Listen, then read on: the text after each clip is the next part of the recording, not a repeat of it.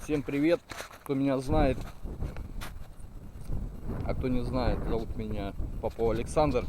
Я занимаюсь подводной охотой, и я приехал в одно место, которое нашел в том году в ноябре. Место сейчас покажу.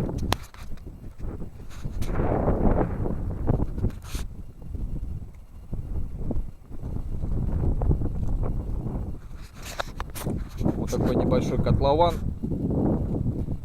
Не знаю, тут 6 на 6 может. Ну и глубина где-то 3, больше метра, 4. В том году в ноябре. Вот кого-то пострелили. Наверное, судака.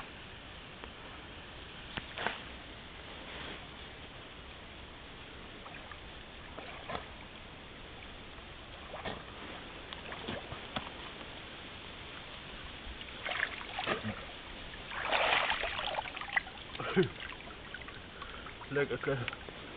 Да, нехилая. А? Нехилая, говорю. Щука, да? Ага.